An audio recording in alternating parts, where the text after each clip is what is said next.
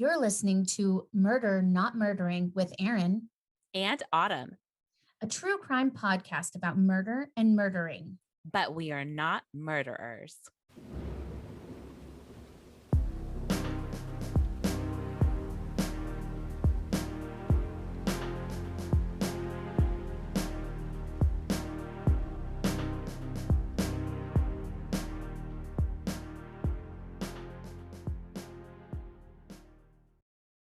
What's up, biatch?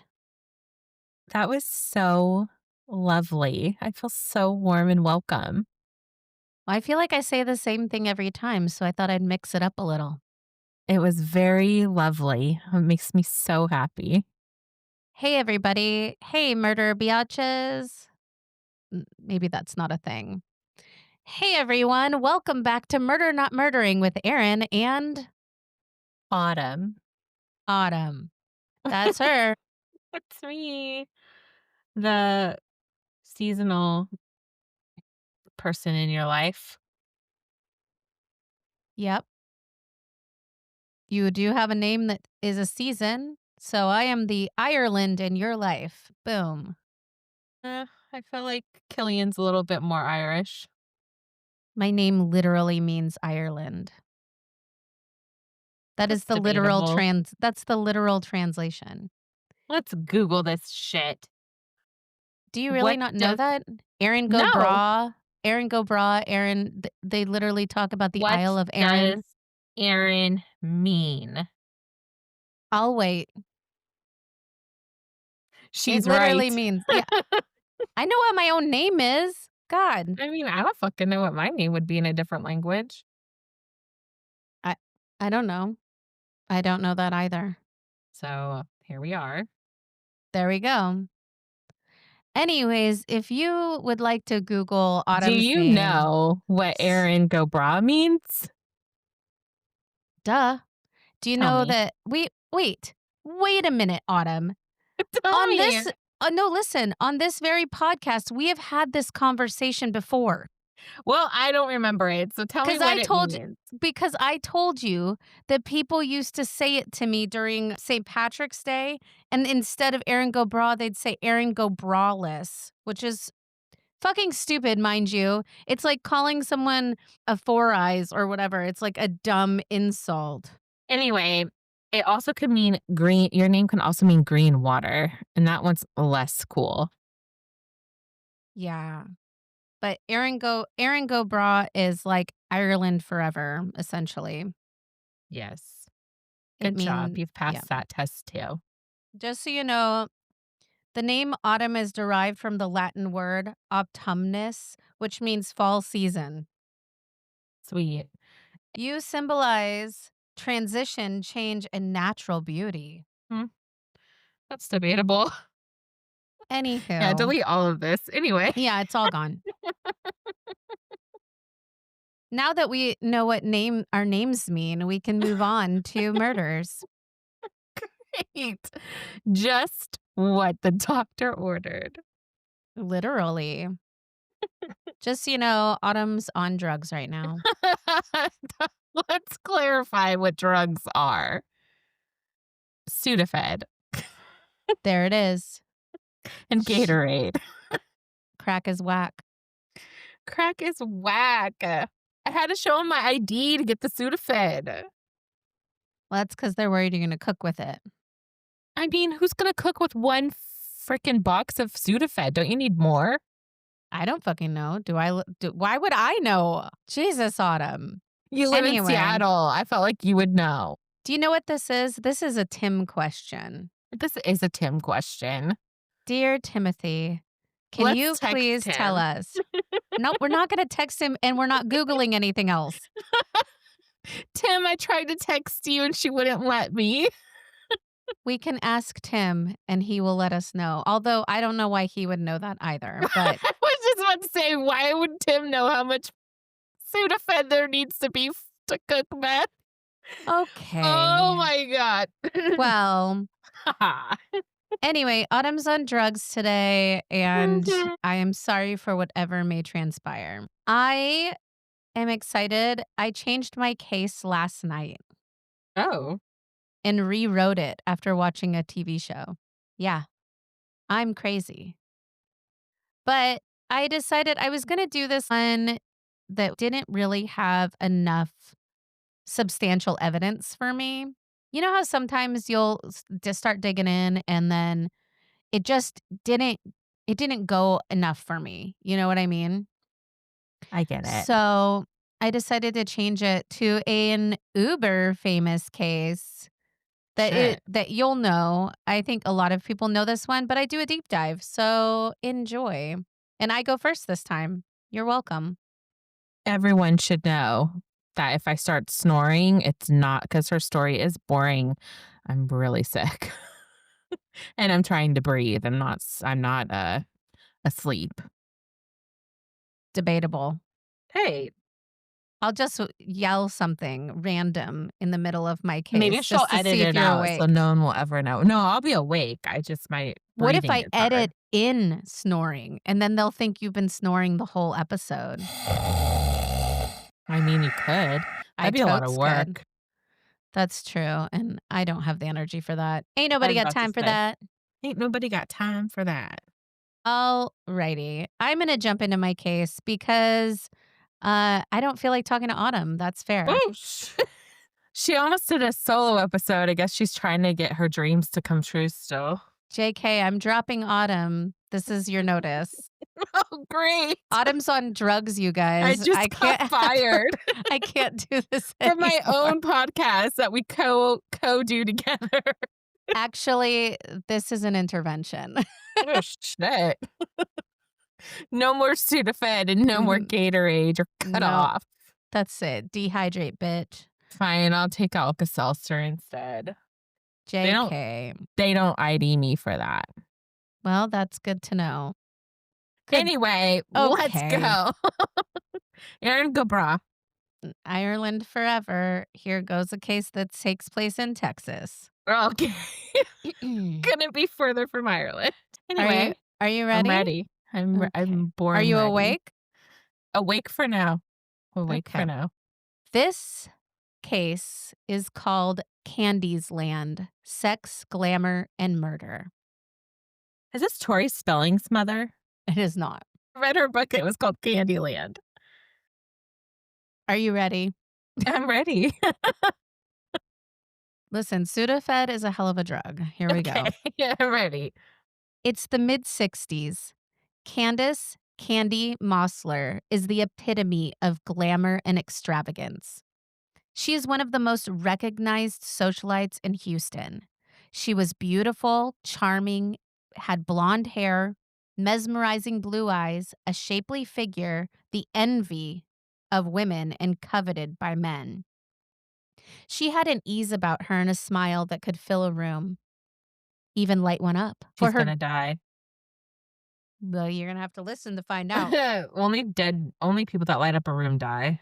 Stay awake, bro. I am awake.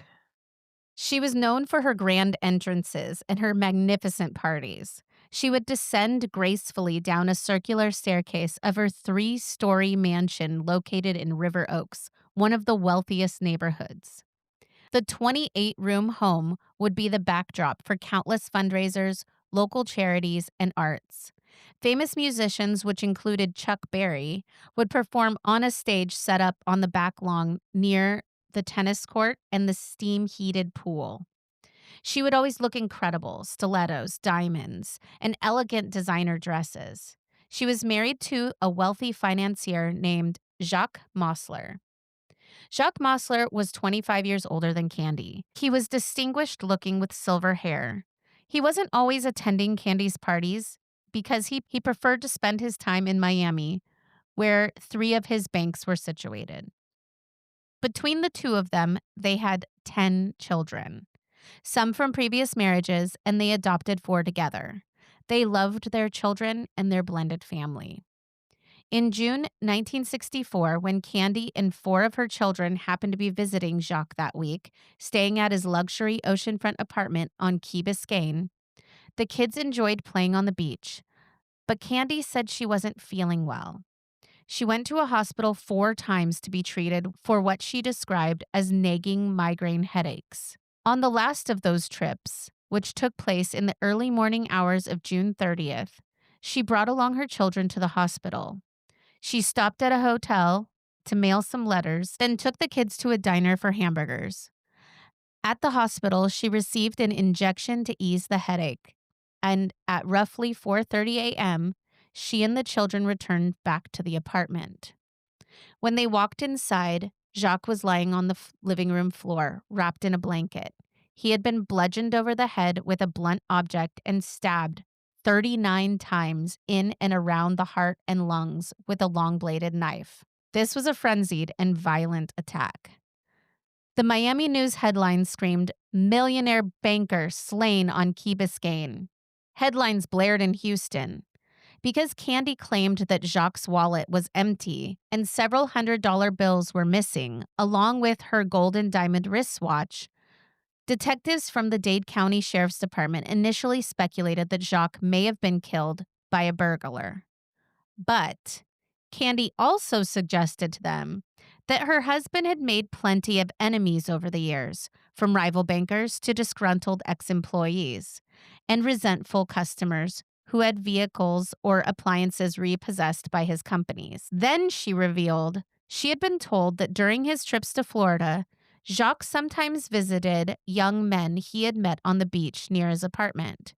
She said that during that week she and the children had spent on Key Biscayne, her husband had received several phone calls from a man who spoke in, quote, feminine tones. Candy also told detectives she suspected that Jacques had been living a closeted life and that he had been murdered by one of his male lovers. Within days, however, detectives discovered that it was in fact Candy who had been hiding many secrets of her own. Now brace yourself, because for nearly 2 years, Candy had been having an incestuous affair with her 22-year-old nephew, Melvin Powers, known as Mel. He was 6'4" and built.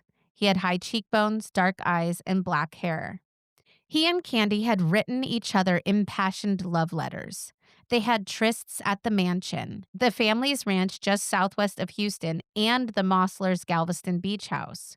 All of the staff were aware of their affair. They would even go out together in public and kiss. Remember, that is her nephew. It was at this point that detectives concluded Candy and Mel had devised a plan to do away with Jacques so they could get a hold of his multi-million-dollar fortune. It was like a great trashy novel had come to life, said Betsy Parrish, a former society columnist for the Houston Post. Candace was beautiful. She lived in this great mansion. She gave away money to worthy causes. She had all these children that she adored. She had everything she could possibly want. And when the police announced that she and her lover boy nephew were cold-blooded killers, you could have knocked River Oaks over with a feather. I think to truly understand Candy, we need to go back to understand her roots. She was born in 1920, the sixth of 12 children in the town of Buchanan, Georgia, about 55 miles. Oh, yeah. Jesus. About 55 miles west of Atlanta. Her father, Lon Weatherby, was a farmer, and Candy's mother, Lizzie, spent most of her adult life pregnant, hence the 12 children. The children stayed and helped with the chores, planting the crops, picking cotton, and collecting eggs from the chicken coops. Not exactly a glamorous upbringing. Candy was described as theatrical and that she loved playing make-believe that she was a princess. When she was 12, her mother sadly passed away during childbirth, and her 13th baby also perished as a stillborn. Reportedly, her father was struggling with his grief. He suffered a breakdown, leaving his younger children with relatives. Candy had to raise herself. When she got to high school, her grandfather encouraged her to start looking for a husband. She was then introduced to Norman Johnson, a family friend and civil engineer 10 years her senior. They married in 1939 when Candy was 19. She settled in Anniston, Alabama. A year later, Candy gave birth to a son, Norman Jr. The thing is, Candy wasn't satisfied being a homemaker in small-town Alabama. To get out of the house, she began volunteering with the USO. She and other young women helped host parties for soldiers at Fort Benning, Georgia, about 120 miles south of Anniston. At one of those parties, she met an Army officer named Winthrop Rockefeller, a son of New York industrialist John D. Rockefeller. Before Rockefeller was shipped across seas to fight in World War II, he and Candy had become close. According to some accounts, very close. In fact, years later, during a court hearing in Houston regarding the deposition of the Mossler estate, an attorney asked Candy point blank why she gave her second child, Rita, who was born in 1943, the middle name Rockefeller. Was she the daughter of Winthrop Rockefeller? The attorney asked. Candy's lawyer refused to let her answer that question. But I'm pretty sure yes. Hmm. In the mid 1940s, Norman, Candy, and their two children moved to New Orleans, where Norman had gotten an engineering job at a shipyard. But their marriage soon fell apart. Norman moved west, and Candy stayed in New Orleans with the children. You can't keep Candy down for long. She decided that she would capitalize on her beauty and become a fashion model. She easily got jobs modeling clothes for local department stores and also designed lingerie. She went to New York City and attended classes at the Barbizon School of Modeling. Upon returning, she opened the Candace Modeling and Self-Improvement School on Peniston Street near the city's Garden District. She placed ads in the papers promising to advise young ladies on makeup, hairstyling, provide tips on maintaining a streamlined figure, prepare them to model in fashion shows, and instill them with self confidence, grace, poise, and the elegance of speech that will make you a person of real distinction. The ads usually included a photo of Candy. She was becoming quite the entrepreneur, but along with her successes, there were rumors that flew about. Folks said that occasionally Candy worked as an escort. She was also said to have run an entire outfit of sex workers. Young soldiers back from the war would come to her house and sign up for dance classes. Each were paired with a female partner. They'd dance for a while before retiring to one of the bedrooms, and the soldier could use his GI Bill benefits to pay for his lesson. Again, these were rumors. And Candy's not going to let those rumors hold her back. So she decided to get involved in the city's art scene, applying for a volunteer position with the New Orleans Opera. She told the organizers' executives that she would be more than happy to meet all the prominent businessmen and solicit donations. The executives gladly took her help. And one of the men that they suggested she speak to was New Orleans banker Jacques Mossler. Jacques was from Romania. As a boy, he immigrated with his family to Buffalo, New York, and eventually made his way to New Orleans, where he opened a used car dealership. In those years, he was known to cut corners to turn a profit. In 1916, it's reported that a 21-year-old Jacques had been arrested for grand larceny after a doctor's car was stolen from a hospital and later found in a garage at Jacques' dealership. Jacques' brothers ran the business while he served in the army during World War I. After he returned home, he sold his dealership and began opening small loan companies, offering customers without much credit history or collateral the opportunity to buy automobiles, appliances, and furniture at very high interest rates. Isn't that nice of him? Mm-hmm. Very nice. He also sold home mortgages and he invested in insurance firms and banks. By the time the 27-year-old Candy walked up to his office in early 1947, Jacques was 52 and regarded as quite wealthy. Like Candy, he was recently divorced. He had left his wife of 30 years, whom he had 4 daughters with. He made a donation to the opera, but was really taken with Candy. Weeks later, Candy and her kids were at the Audubon Zoo, and they just so happened to pass right by Jacques. He was known to walk by the zoo on his lunch breaks. What a coincidence. They began to spend more time together, and in May 1949, Jacques and Candy were married. Jacques had decided to establish a new business headquarters in Houston, so they packed up and left New Orleans. On a 3-acre plot of land on Willowwick Drive in River Oaks, Jacques built Candy a castle.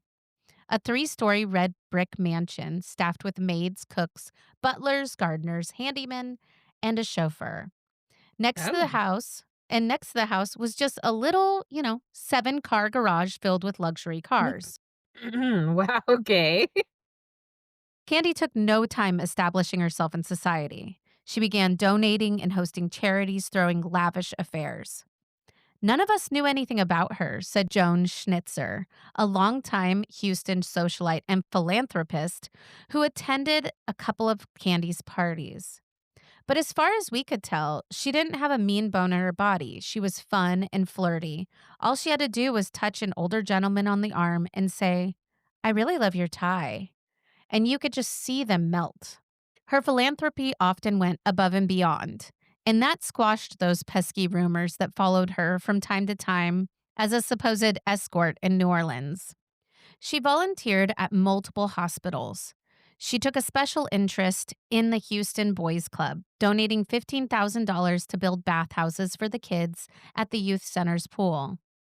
In January 1957, Jacques called her from a business trip in Chicago to tell her he had just read about 4 local siblings, ages 2 through 6, who had been left homeless after their father shot their mother and stabbed their baby brother to death. Candy soon boarded a flight to the city, and she and Jacques signed custody papers for all 4 children. The story was picked up on the wire services and printed in newspapers from coast to coast. When Candy walked off the plane at the Houston International Airport with Jacques and their adopted children, Martha, Daniel, Christopher, and Edward, photographers were waiting. Candy was camera ready, wearing a black dress with black pumps, and I'll be including this picture on the Instagram page. They do look happy, and Candy is beaming. She truly loved all of her children and gave them everything. She turned the mansion's ballroom into a giant playroom. She had the chauffeur take the children to drive-in movies, to the bowling alley, to the family's ranch, and to their Galveston beach house. She and Jacques arranged for a baseball field to be built across from their home, and one of Jacques' employees taught the children how to play all kinds of sports. Once Candy even had a chimpanzee named Jocko brought to the mansion to play with the children. "They're my life, my entire world," Candy told reporters who came to see her. "People can work hard and accomplish a lot of things, but it's useless without children to love." Candy seemed to have it all. Then, in late 1961, she gets a phone call from Elizabeth "Babe" Powers, her older sister. Babe said she needed help. Her 21-year-old son, Mel, had just been thrown in jail. During a work trip to Michigan, he persuaded an 89-year-old man to buy $20,000 of a worthless stock in a fake magazine subscription firm. Mel was convicted of fraud and sent to jail for 90 days. And to me, that doesn't seem like a lot of time for a guy who just took an old man for what would be $216,000 today. Jesus. So her sister Babe asked Candy if Mel could come to Houston after serving his jail sentence and stay at the mansion until he found a job and get back on his feet. Always willing to help, Candy said, of course. Although his face was pockmarked from acne scars, he was muscular and some say movie star handsome. Candy gave him his own bedroom and gifted him a Thunderbird to drive. Mel also underwent 4 operations, presumably at the behest of Candy. He was circumcised, Oh, an, okay. an odd surgery to get as an adult. His tonsils were removed, his ears were cosmetically pinned back, and his face was sanded to help with the scarring. Sanded? Sanded. Okay, that's devastating. Uh, Jacques agreed to give Mel a job as a repossessor at one of his loan companies. Reportedly, he did a good job. By June 1963, about a year and a half after Mel's arrival, rumors began to spread through River Oaks that something was going on at the Mossler mansion. According to the gossip, Jacques had fired Mel, hired security guards to escort him off the estate, and had forbidden his return. Jacques then left Houston for his apartment on Key Biscayne. Candy never shied away from the rumors. She told anyone who wanted to know that Jacques kicked Mel out of the mansion because Mel had announced he was planning to leave his job and start his own business. That makes sense. And Jacques was in Florida overseeing the opening of another Miami area bank. And she and Jacques were doing fine. In fact, she and some of the children would be visiting Jacques soon. So everything's good, right? Wrong. No, this is No. murder, not murdering. It's definitely not good. They arrived in June 1964 after school let out. Although Candy seemed to be having a good time hanging out with the kids at the beach during the day, she began making trips to the hospital at night, always bringing the children with her so she could receive shots to ease those nagging migraines. The children would later tell police that they weren't bothered by their mother's excursions. She was a night owl, they said. They liked piling into her red Pontiac convertible and going on rides.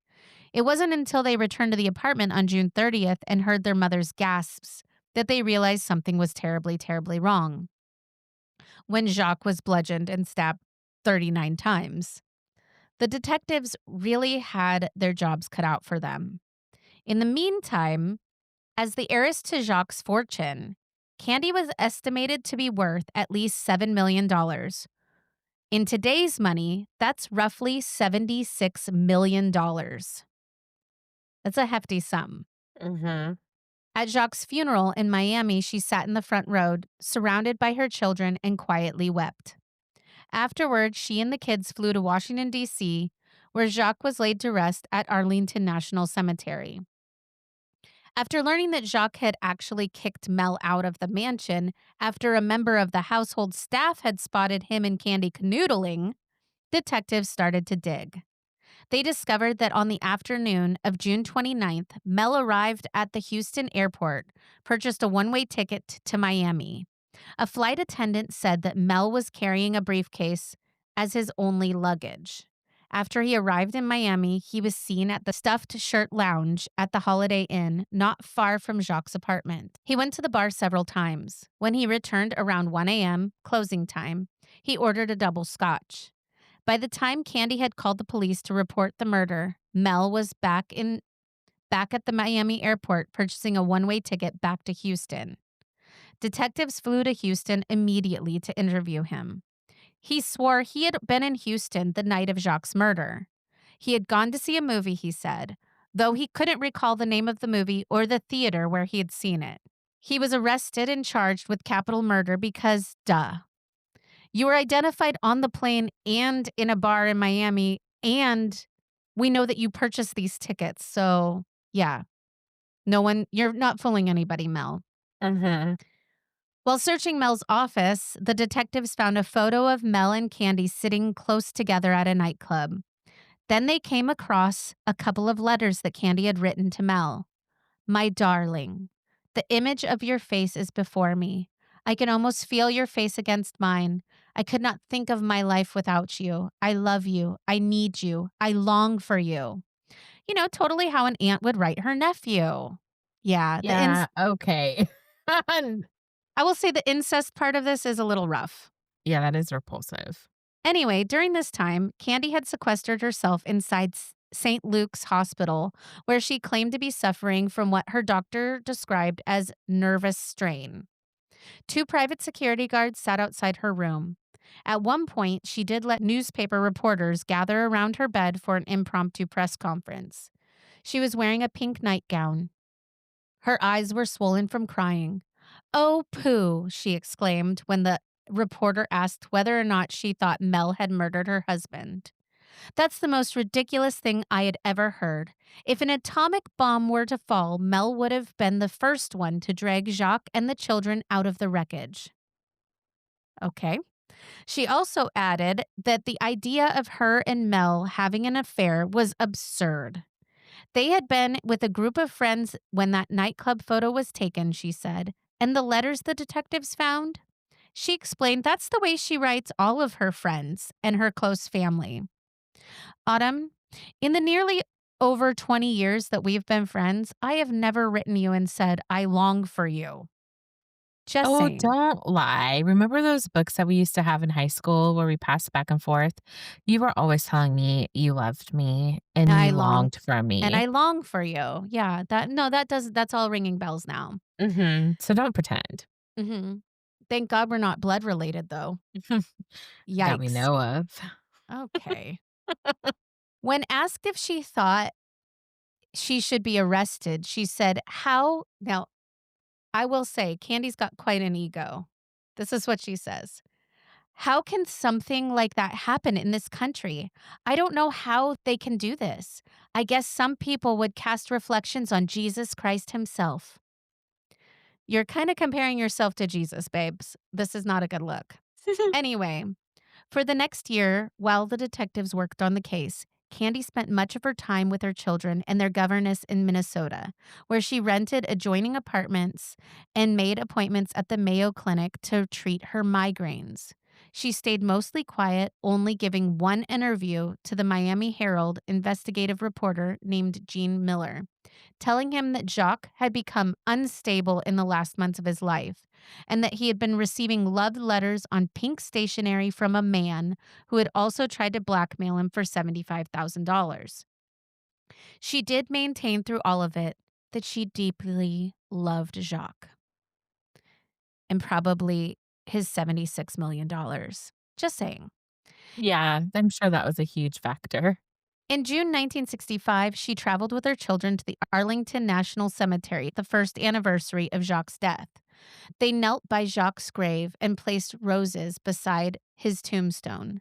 A professional photographer hired by Candy took pictures that were sent to all of the wire services, along with a typed out statement detailing Candy's various medical conditions. The statement claimed that doctors advised her not to travel, but she was intent on being at her husband's grave to signal to the world that Jacques Mossler is never forgotten. It's so dramatic and so staged. At this moment, it appeared that the police investigation had stalled. But less than a month after Candy's visit to Jacques' grave, a Dade County grand jury indicted her and Mel. Prosecutors announced that they had uncovered new evidence proving that Candy and her nephew had been plotting to kill Jacques for at least a couple of years. The New York Times described the trial as one of the most spectacular courtroom dramas in history. The Houston Chronicle said that the case was teeming with love, heat, greed, savage passion, intrigue, incest, and perversion. The Tribune went so far as to say the trial was lubricated by sex, nourished by sex, and varnished with sex. On the opening day of testimony, Candy arrived at the courthouse in a white trench coat, white silk sheath dress, and white pumps. As she stepped out of the car, photographers rushed towards her, flashbulbs popping, and reporters shouting questions. You would have thought she was a movie star walking the red carpet. Down the hallway, a long line of folks waited behind the velvet ropes, hoping to get a coveted seat in the courtroom. They gasped audibly as Candy walked past them. She smiled and blew a few kisses to the audience. She and Mel never made eye contact. He just stared at the floor. The lead prosecutor, Dade County State's Attorney Richard Gerstein, told the jury that Candy had seduced Mel and made him believe she was in love with him, then persuaded him to fly to Miami and murder her husband, whom she no longer loved, while she and the children were conveniently at the hospital, giving Candy the perfect alibi. Gerstein said while staring coldly at Candy, Mel did the dirty work, bludgeoning Jacques and stabbing him 39 times. But he was motivated by his insatiable desire for this woman. Mel and Candy's lead attorney, Percy Foreman, said that thousands of people hated the banker. Jacques was as ruthless in business as any pirate who'd ever sailed the seven seas, he declared. He was a man who received so many threats against his life that he kept an axe beside his bed and frequently summoned thugs and gangsters to his home, employing them to deal with blackmailers. But Then he offered no proof of these allegations, nor did he have any proof of Jacques' supposed gay lifestyle that Candy had described to the police. Candy would sit quietly and occasionally borrow tissues from her lawyers throughout the trial as she wept. The defense and prosecution would volley back and forth between Jacques' sexuality and Candy's indiscretion. The prosecutor called a string of witnesses who described Candy's own sexual desires as depraved. Some testified that they had watched Candy embrace Mel while the two of them parked in her Lincoln Continental. One woman said she saw them doing the same thing in Mel's Thunderbird. They were in each other's arms, a woman solemnly stated. They were too passionate for relatives. A man testified that he saw Candy drive to Mel's trailer sales lot and began, in quotations, a hugging and a kissing. The foreman of the Mosslers' ranch also recounted that Candy and Mel once showed up there, disappeared into one of the ranch's trailers, and rumpled up the bed. One of Mel's coworkers at the trailer lot testified that Mel often bragged that he could get whatever he wanted from Candy by performing oral sex on her. Oh. There were a few seconds of stunned silence as everyone in the courtroom turned to look at Candy and Mel. According to reporters, Candy kept a stony face, while Mel smiled sheepishly. That's your aunt, bro. Judge Yeah, that George. is so gross. I know. Judge George Schultz was so discomforted by the testimony that he ordered the bailiffs to clear anyone from the courtroom who was under the age of 21. As the trial went on, it began to become clear that the prosecution had no direct evidence linking Candy and Mel to Jacques' death, no murder weapon or eyewitnesses.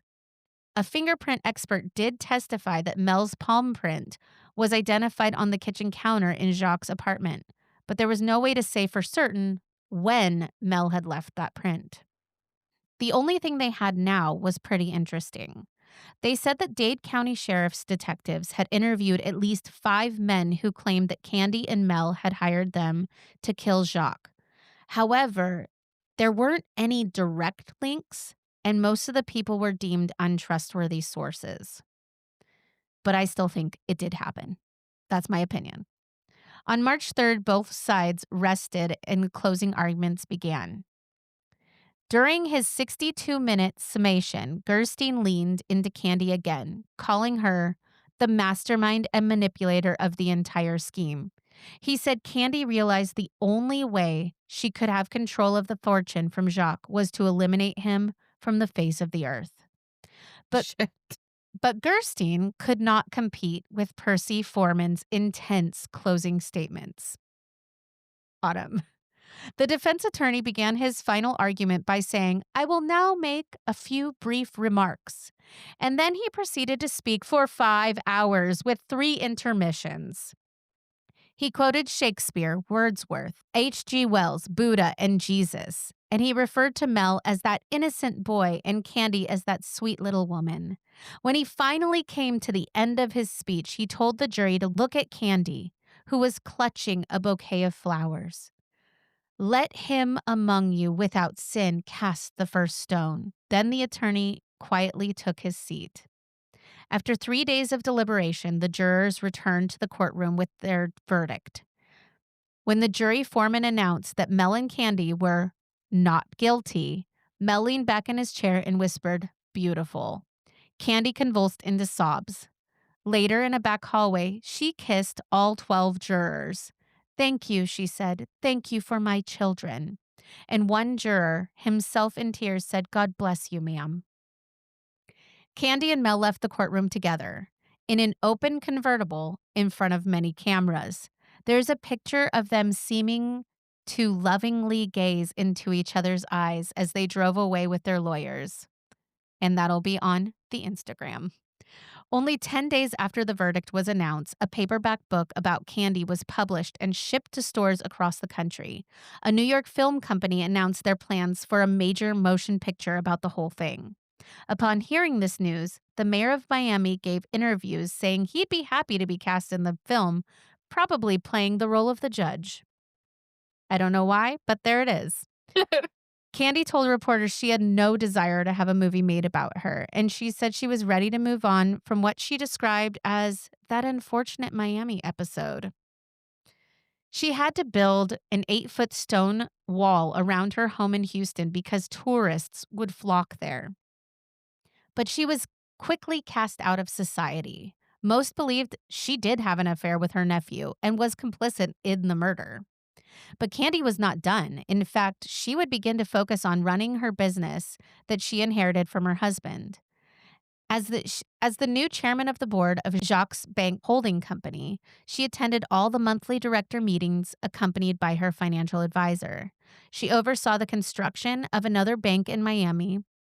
When the new bank opened its doors, she was there dressed in a cowboy hat, a fur-lined cape, and thigh-high boots. Candy also purchased office buildings in downtown Miami, apartment buildings in Beverly Hills, oil and gas wells in Louisiana, and undeveloped land near the Alamo. She invested in theatrical work, the arts, and she founded a music company to publish and promote the love songs she said she had been writing for the past couple years to help her manage her stress. Candy even told Maxine Messinger of the Houston Chronicle that Judy Garland was interested in recording a few of her songs. However, it's been said that Judy pulled out when she learned of Candy's past. Now, there was some media attention in October 1967 when she arrived with Mel at a Houston benefit concert headlined by Aretha Franklin and Harry Belafonte. Proceeds went to Martin Luther King Jr.'s Southern Christian Leadership Conference. Candy, who had made a sizable donation, sat close to the stage, posed with Martin Luther King Jr. for a photograph that ran in Jet magazine. And she later hosted a dinner party at her mansion for King and the singers. The Newspaper Society columnists loved filling their columns with tidbits about Candy, especially when they involved Mel. The two of them were seen shopping in a neighborhood department store, looking for fixtures and curtains. They went to a ball game. They were spotted in New York attending a Broadway musical. And on a trip to Switzerland, Mel supposedly bought Candy an engagement ring. Still her nephew. Candy still insisted that she and Mel were never romantically involved. She loved him like she loved all of her relatives, she said. And she rarely saw him because he was so busy starting his career as a commercial property developer. And he did just that.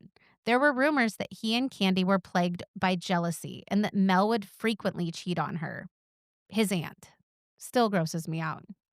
It turns out Mel was actually very good at real estate and became quite successful. Mel and Candy finally decided to go their separate ways, and Mel became Houston's Hugh Hefner, growing out his hair and being surrounded by beautiful women. In 1971, Candy remarried to Barnett Garrison. And this is something that I have not heard a lot of the podcasts talk about, so here we go. She remarried Barnett Garrison, a self-employed electrical contractor who owned a few local nightclubs. Barnett was a well-built man, 6'4", 220 pounds. He was 32, she was 51. They seemed happy together, at least until Candy learned that he liked to frequent a small nightclub that featured go-go dancers. One evening after the club had closed, it burned to the ground. After a lengthy inquiry, Houston Fire Department investigators suspected that Candy had actually set the fire, but they didn't have enough evidence to arrest her. A Houston Post columnist, Marge Crumbaker, asked Candy during a private conversation if she had started the blaze. According to Crumbaker, Candy just waved her hand in the air and said, "I certainly understand doing such a thing." Wow. In August 1972, a little more than a year after their wedding, Barnett was found face down in a pool of blood on the Mossler's mansion stone patio. His 9mm automatic pistol was beside him. One of his shoes was also next to him, and the other was further in the yard. He was still alive. Barely. He had brain damage, a collapsed lung, broken ribs, and lacerations on his head. Police officers noticed scuff marks on the steep slate roof on the 3-story home, which suggested that Barnett had fallen off the roof and plunged 40 feet. 2 homicide detectives arrived and went to Candy's bedroom to interview her. According to a police report, the door was locked, and initially she wouldn't open it. When she finally allowed detectives into her bedroom, she was incoherent. At one point, she blurted out, "I already shot him," but that made little sense because no bullet wounds were found on Barnett's body. The detectives concluded that Candy was either on medication or highly intoxicated. Barnett's fall was ruled accidental. Barnett was taken to Methodist Hospital where he lay in a coma. After 6 weeks, he regained enough memory to recall that he had graduated from Rice, but that he didn't remember marrying Candy or falling off the roof. The doctors said they could do nothing more for him, and his parents took him in. Candy filed for divorce March 1974, citing that his parents would not allow her to see him. She had to move on, and she did that with a country music singer, a member of the Drifters R&B group, a prominent doctor at the Texas Medical Center, Sammy Davis Jr., a Houston television anchor, and a young man who worked for a mortgage company. And she saw all of these people 4 months after she got divorced. Were they her relatives too? Fortunately not. Oh, okay. 2 of Candy's adopted children, Dan and Chris, who were students at the University of Texas, accused Candy of converting large portions of their trust to herself and giving them just $350 a month for living expenses. They claimed she had promised them more money, but the only condition was that they had to agree to quit school, get haircuts, and return to the mansion to work exclusively for her. That's very strange. Mhm. Court filings show that Candy had been abusing prescription drugs, and everything did not seem as perfect as they had outwardly projected. In 1975, Candy altered her will, leaving the bulk of the Mossler fortune to her eldest daughter, Rita. She kept in Norman Jr. and her youngest adopted child, Eddie, in her will, but she removed Dan, Chris, and Martha from any inheritance altogether, claiming they have not demonstrated the care, love, or affection that I deserve as a mother. She's fun. In October 1976, Candy flew from Houston to Miami to attend a bank board of directors meeting. She called a Miami doctor because she was experiencing a violent migraine. He injected her with Demerol for the pain and gave her a sedative. The doctor wasn't aware that Candy had already ingested tablets of Placidil, a barbiturate designed to treat insomnia. Her secretary found her the next morning. News reports noted that she was wearing a pink nightgown and laying face down in one of 5 plush pillows spread about her bed. The county coroner ruled that her death was due to an incautious self-overdosage of barbiturates. Candy was 62 years old. Mel attended her funeral, by then a very wealthy businessman, but sadly he lost it all in the 80s, ending up in bankruptcy court accused of concealing and falsifying volumes of documents related to his assets. He did make somewhat of a comeback, focusing on housing, oil, and cement. Mel died in 2010 at the age of 68. His autopsy report concluded that he died from pneumonia, but listed a history of possible prescription drug abuse. The coroner also noted that there was a prosthetic device implanted in Mel's penile shaft. If I have to know it, you have to know it. Okay. Candy had ordered the executors of her estate to have her body shipped to Arlington National Cemetery and buried by her second husband, Jacques Mossler. Candy told them that she wanted to spend eternity next to the man that she loved. In her last interview from Esquire magazine, Candy said, "We have our sorrows and our heartaches, but you have to put that bridge behind you. I used to say to Judy Garland, 'You gotta be like a cat, Judy. You've got to learn to land on your feet in this world.'" My sources were the show Crime to Remember, episode Candyland, Crime Reads, Encyclopedia.com, Esquire Magazine, The New York Times, the Texas Archives of Moving Image, and Crime Library. So how do you feel about Candy? Was she a femme fatale and mastermind, or a woman who was always looking for love? I think she was a mix of both. I think from her upbringing, she was somebody who always needed affection. And I think not getting it made her go insane sometimes. I personally think that she and Mel planned to kill her husband and most likely got away with it. And her jealousy was very well documented. She shot at Mel during a heated fight one time, and multiple people saw her with the gun, but it was never reported. And people were sworn to secrecy and probably paid off. And then she probably burnt that bar down that she waved off and was like, "Yeah, I would do it." And then several family members, and this is a big kicker, say that she had two relatives come out and beat up Barnett so badly, and they are the people who threw him off of the roof. Which also makes sense why his family would never let her see him. But again, there was no way to prove that. So I think she got away with murder like several times.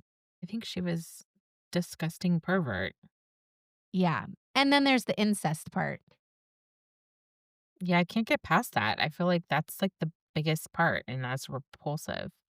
I mean, it's kind of crazy and that he was so much younger than her, but the love letters, Autumn, I didn't even say the racy ones. And that he was bragging to his friends that he was like going down on his aunt. What the fuck? Anyway, let's jump into Autumn's case. Autumn, what have you got for us this week? Not incest, that's for sure. Just throwing that out there, just not incestual. Something to look forward to. Mhm. I'm just gonna get right into it. God, I cannot. Anyway, this is the Tanya Nicole Kach story. Have you heard it? No, I don't think so. A wild ride. Here we go. There are places in this world that seem ordinary at first glance. Neighborhoods you walk through every day. School hallways you pass without a thought. Living rooms you glimpse through windows, warm lights glowing inside. And yet, in some of those ordinary places, extraordinary darkness can quietly unfold. A child can vanish without leaving town. A teenager can disappear behind walls and floors everyone passes by, thinking life is going on as usual. And a story can stretch for years, unnoticed, hidden in plain sight. This is one of those stories. This is the story of Tanya Nicole Kach, a girl who disappeared without traveling far, a girl who slipped into shadows that should have never existed, and a girl who survived 10 years in captivity in a home filled with people who never realized she was there. The man who held her wasn't a stranger lurking on his street. He wasn't a masked villain or someone known for violence. He was someone trusted, someone in uniform, someone you might meet in a school hallway, nod politely at, and move on, assuming he was keeping everybody safe. Thomas Hose, a security guard at Cornell Middle School in McKeesport, Pennsylvania. Monsters rarely look like monsters when they're standing in a uniform in a school where they have been hired to protect the very type of person that they tried to destroy. It's 1996. McKeesport is a steel town still finding its rhythm after the mills closed. Neighborhoods hum with the sounds of daily life. Children running, neighbors greeting one another, cars rattling down streets. But for some children, that ordinary life doesn't feel so safe, doesn't feel so welcoming. Tanya was 14, an age that sits between childhood and adolescence, full of uncertainty, longing, and invisible fractures. She struggled at home in ways people didn't see. She felt misunderstood, overlooked, alone. That alone was enough for someone like Thomas Hose to notice. He approached her slowly, methodically, under the guise of concern. Little conversations in hallways, attention that felt warm, personal, validating. He told her she was special, that no one else understood her like he did. And slowly, boundaries began to blur.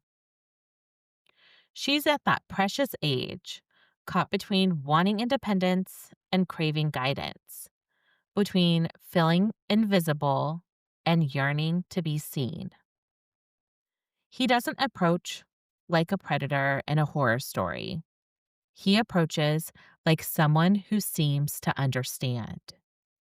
He starts small, conversations in the hallway, questions about homework, encouragement when she's struggling, compliments that feel rare, almost precious, little attentions that set her apart from everyone else. He notices when she's upset, gently asks about her home life.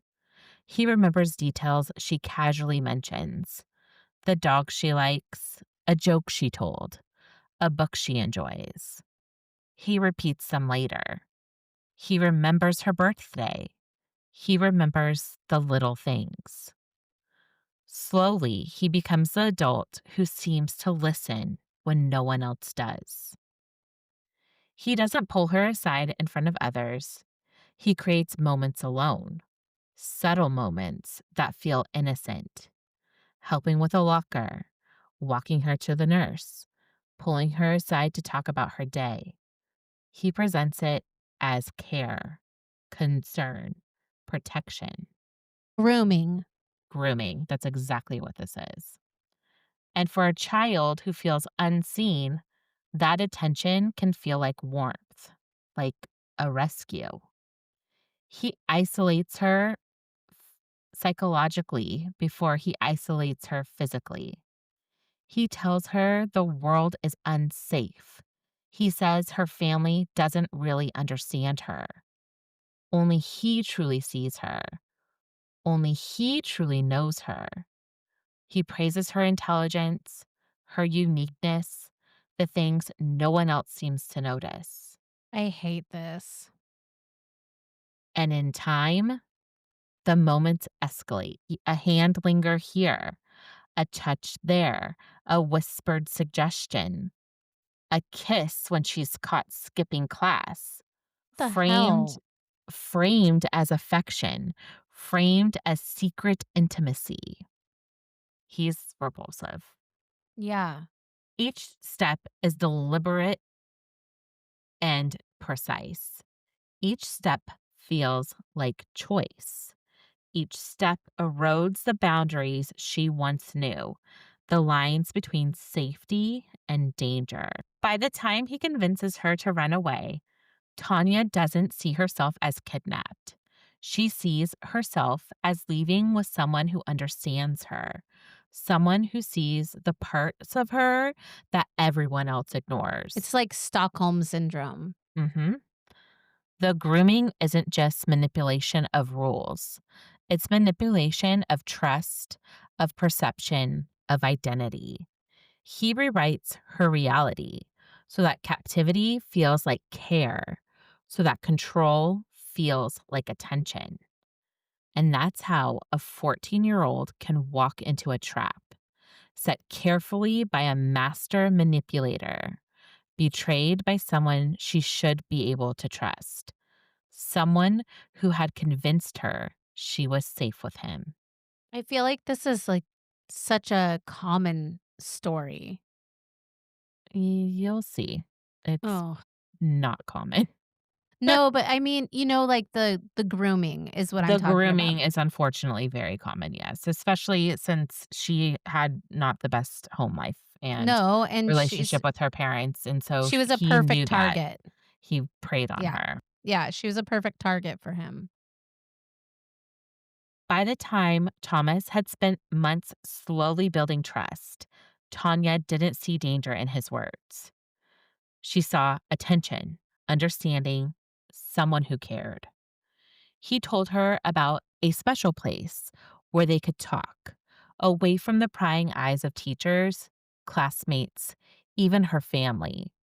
He promised safety, privacy, a space where she could be herself. He framed it as a reward for her maturity and intelligence, as Ugh. if he alone could appreciate her fully. He appealed to her sense of secrecy, telling her it was their little world, their private space. Our little secret. Ugh, Hmm. I hate it. No one else would understand, he whispered. Just you and me. A child longing for attention, for connection, for someone who sees them, steps forward.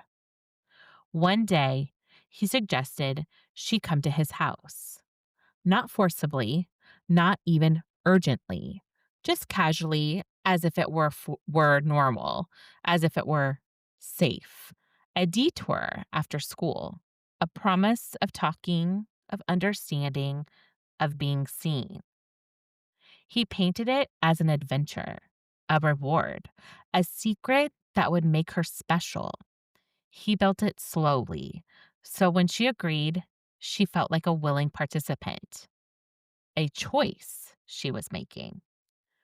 She didn't realize she was stepping across the line from trust into captivity. She didn't know that the little world he spoke of was a trap, that the warmth she felt in his attention was the first layer of a prison he had been quietly building for months. By the time she walked through the door, the room she would spend the next 4 years in was waiting. And Tanya, trusting, isolated, and still so young, stepped into a decade she could never have imagined. Once Tanya was in the house, the reality of what she'd stepped into began to take shape. Thomas had prepared the space carefully. It was a second floor bedroom, plain, quiet, and sealed in such a way that the sounds of the house below could only be faintly heard. The door locked, the curtains drawn, a bucket in the corner served as a bathroom. There were Gross. no windows to open, no escape, no hint of an outside world. From the very first day, he reinforced her isolation. He told her, "No one can know you're here. Not my parents, not my son, not anyone. If they find out, it'll be your fault. They'll be angry at you. They won't understand." He made the world outside seem dangerous, unpredictable. He framed herself as fragile, as someone who needed protection, but only from him. He told her to stay quiet, to move carefully, to make herself invisible. Even small noises could trigger consequences. If you scream or cry, they'll know something's wrong, he whispered. And you don't want that. They won't believe you. I won't be able to protect you. So she learned to shrink herself, to disappear into corners of the room, to hold back every word, every sound, every breath that might betray her presence. Days blend into nights. The world outside changed. Seasons shifted. Friends went to school dances.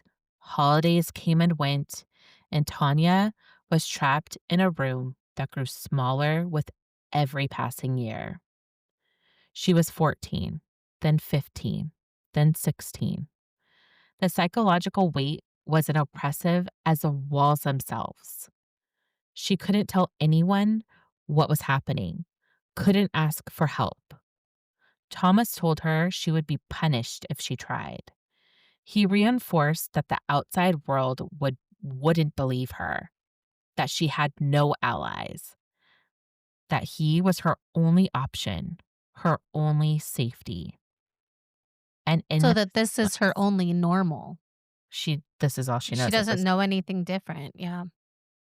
And in that silence, in that room, she learned to survive, not just physically, but mentally, anticipating moods, managing fear, obeying rules, monitoring her own instincts. He didn't need to chain her to the bed or blindfold her. He didn't need to lock windows or put bars on the doors. The fear, the isolation, the constant reminders that she must remain invisible, that was enough. It's hard to imagine the weight of living like that for 4 years. 4 years of your life in a single room, in quiet terror, with the outside world visible only through imagination and memory. He had created not just a physical prison, but a mental one. And for a teenage girl, that kind of control could feel inescapable. Thomas didn't live alone. He lived with his parents and his young son. What? And yet, he brought Tanya into that house and hid her in plain sight. That's why he was like, "Be quiet, they'll hear you," and all that shit. Oh, And she knew they were there. Downstairs, his parents went about their lives, unaware. He told them he was remodeling, painting, fixing things. Any sound explained, any question deflected. And Tanya lived in silence. After Tanya vanished that February day in 1996, her family reported her missing. Her face appeared on posters and newspapers in the community. A girl everyone was looking for. A girl who had disappeared in plain sight. Her father never gave up, chasing every lead, following every rumor, hoping for a glimpse of her, a call, any sign that she was safe. But no one saw her. Not neighbors, not friends, not authorities. For 10 years, she was hidden just miles from the people who were desperately searching for her. And all that time, she had no one to turn to, trapped in a life carefully constructed to make her invisible. By the year 2000, Tanya was 18. 4 years had passed since her first days of captivity, and Thomas's strategy had evolved. The room, the bucket, the isolation, they had served their purpose. Complete control over a child who didn't yet know the difference between manipulation and care. But now he faced a problem. She was no longer a child in the eyes of the law. She was 18, legally an adult. Keeping her locked away indefinitely risked exposure, questions, and suspicion. The old strategy, total isolation, could no longer be maintained without drawing attention. So he adapted. Thomas created a new identity for her, Nikki Allen, a name, a persona, a story. He told his parents she was his girlfriend, a young woman moving in with him. And for the first time in years, Tanya could leave the confines of her room, sit in the living room, eat at the table, walk the halls, and occasionally step outside. It looked like freedom, but it was still very much a cage. Thomas imposed strict rules, curfews, limited outings, constant monitoring. Every step outside of the room was carefully orchestrated. Every story she told had to be rehearsed. Every smile, every laugh, carefully timed. that is exhausting. Imagine being this poor young lady. And the psychological effort was profound. By introducing her to his parents as Nikki, he normalized her presence in the house. He made it feel like a natural progression, not a continuation of captivity.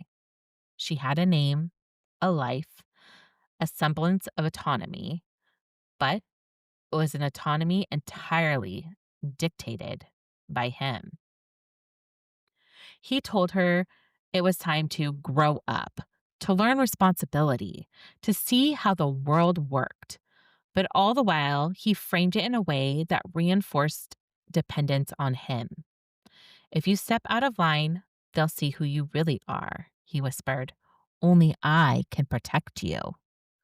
So Wow. even so even as Tanya walked down the stairs and entered the larger house, even as she felt sunlight on her skin for short periods, the control remained.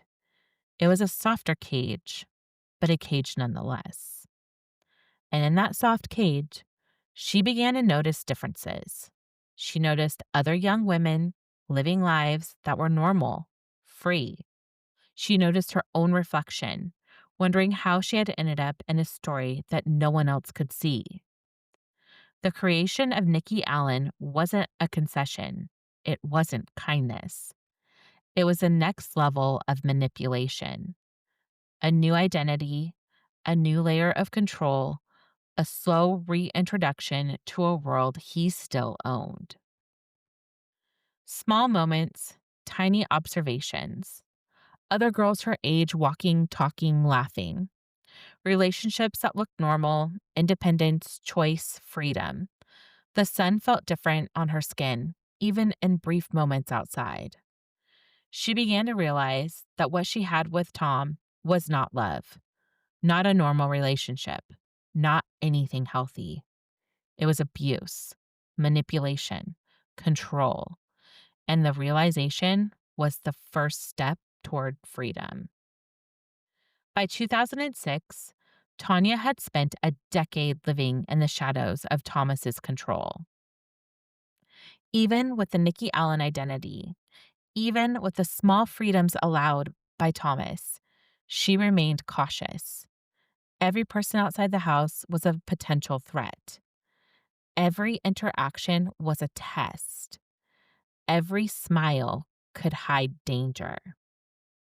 Then there was Joe Sparico. Joe owned a small grocery store in her neighborhood. Tanya had began visiting during the rare occasions she was allowed to go out. Errands, small chores, moments when Thomas permitted her to be in public. There was something different about him. He didn't ask too many questions. He didn't crowd her. He didn't judge.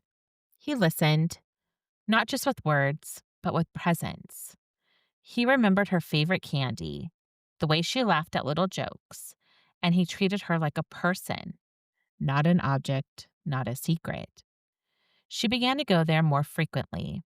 She observed him. She noted his routines, the way he interacted with others, the way he seemed calm, kind, and reliable. And slowly, she began to trust him, not recklessly, but cautiously. She tested him with small truths, fragments of conversation that felt safe. He responded with patience, with understanding, with discretion. Trust like that isn't built in a day. It's measured in quiet observations, in consistency, in small gestures that over time accumulate into a lifeline. On March 21st, 2006, after years of careful calculation and quiet hope, Tanya made a choice. She walked into Joe's store and told him the truth. Her real name, her real age, her story. It was terrifying. The weight of 10 years of fear pressed down on her. But something in Joe's steady, unjudging presence made her believe it was safe. That finally someone could help her.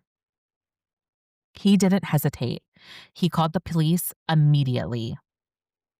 And that act of courage, the culmination of years of observation and risk, led to her freedom. When the police arrived at Thomas's home, there was no dramatic standoff, no fight, no chase. He answered the door. He did not deny. He did not defend. The truth spilled out, as inevitable as the sun rising after a long, dark night. For Tanya, stepping out of that house was more than a physical act. It was a culmination of years of patience, of psychological endurance, of careful observation, of hope held quietly in a corner of her mind. I hate to say it, but it doesn't really get a lot better. For a little bit, at least. In 2007, Thomas pleaded guilty to involuntary deviated sexual intercourse, aggravated indecent assault, statutory sexual assault, interference with custody, corruption of a minor, child endangerment. He was sentenced to 5 to 15 years. What? Yeah, 5 to 15 years, but he did serve the full 15. He was released in Even still, he held her I kept up for a decade. 10 years, yes. He was released in 2022, and he is now a registered sex offender. 10 years stolen, 15 years spent behind bars. Justice. Mm, if you can call it that. No. The reunion with her family was not the cinematic, tearful moment people imagined. Her father and stepmother could not fully comprehend the manipulation, the grooming, the psychological control. They believed, incorrectly, that Tanya bore some, if not all, of the responsibility. What? She eventually became estranged from them. Oh my god. If Isn't that you fucking already awful? so traumatized Mm. and then this. I can't. And I mean, her dad's like, I never gave up looking for her. But then they find her and he's like, this was your fault. Like, are you effing kidding me? That is awful. Horrible, like horrific. Legal attempts to hold the school, police, and government accountable were dismissed. No one paid for the oversights. They missed warnings. They ignored sites. So Tanya did what she could. She reclaimed her story. She wrote Memoir of a Milk Carton Kid, a New York Times bestseller, a dedication of survival, a reclamation of identity. A child can disappear without leaving town. A teenager can vanish in a house filled with ordinary life. And sometimes 10 years can pass before the world even notices. Tanya's story is a quiet, slow kind of survival. Not cinematic, not dramatic, not nearly tied with bows, but transformative. She did not get back the years she lost. She did not get back a flawless sense of family, community, or certainty. But she reclaimed her voice, her name, and her identity. And sometimes that reclamation, that taking back of one's life, is the most haunting, the most beautiful, and the most profound kind of justice. My sources were Wikipedia, Lifetime TV movie The Girl Locked Upstairs, the Tanya Kach story, Tanya's book Memoir of a Milk Carton Kid, the Tanya Nicole Kach story, the Reading Eagle, New York Times, and the Elizabeth Smart special, The Tanya Kach Story. So I saw this first on the ID channel with Elizabeth Smart, and Yeah. I just love her. And she was so understanding because Tanya has done a bunch of interviews and most of them have really they haven't been that great. I feel really bad for her, right? But Elizabeth, because she's been there, she She was understands. Yeah. totally held captive and knew even though she was out in public, she couldn't do anything because she Yeah. was so traumatized. So she really understood on a different level for Tanya. And then that made me feel just so happy for her because can you imagine suffering for 10 years, being that fucking manipulated and groomed as a 14-year-old child, And and your then to parents lose your tell you family? No. that it was your fault? Like, are you kidding me? So Well, even though this didn't involve any murder, I just had to tell this story but because you lost your we need to do parents better. already, and then you're gonna lose them again second time around and made to feel blamed for what Yeah, happened. I mean, my god, that's awful. it's horrible. We as a society also need to do better. Like, this is not okay. He should have served never been out of prison ever again. Like, Well, and the who's fact to that say this he's not gonna man do something like this again? He's a I mean, master he's a manipulator. He's mass gonna do it. manipulator. His fucking parents and child were in the house with this girl while she was locked up upstairs. And locked in her own mind Mhm. forever. I mean, there's no way, no amount of therapy is really going to help her, for a really long time. This is gonna take so much deprogramming. My heart breaks for her. Awful. It's Awful. terrible, but I'm glad you told the story, and I'm glad you told a survivor story as well, because I think sometimes in true crime, you don't get those very often, and it's nice to hear of someone escaping. I wish she had a better outcome I know, I as do far too. as Well, the she's aftermath. married now. She's married now and says that she has a very, like, happy life, but That I'm sure, that's great. I I just feel so I mean, like, that was back in 2006, but I mean, imagine the way your family feels. Like, that's not a good feeling. Like, no, you were probably thinking about them, hoping that they missed you, and then they accuse you of being responsible for this. that is You were just a child. heartbreaking. A child. Well, and to understand the level of manipulation that happened, like, I don't get it. I wouldn't care if she was partially responsible. I just wanna see my kid again. Like, I don't 100%. understand. 100%. We are on the Ugh. same page there. Well, I'm I'm glad she survived, and I'm really glad you told that story because I think it is important.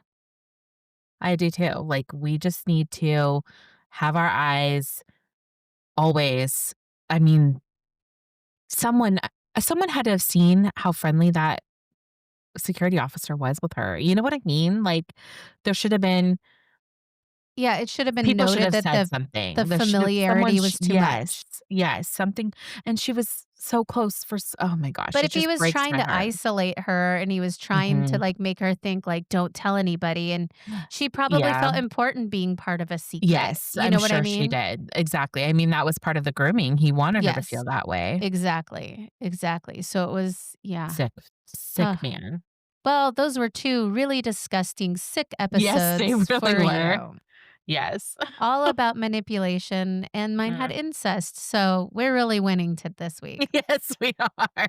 Anyway, do look at our Instagram because we will be posting about both of our cases, and follow us on TikTok, and we will be back next week on Monday with a brand new episode for you, and we will see you next week. Bye. Bye.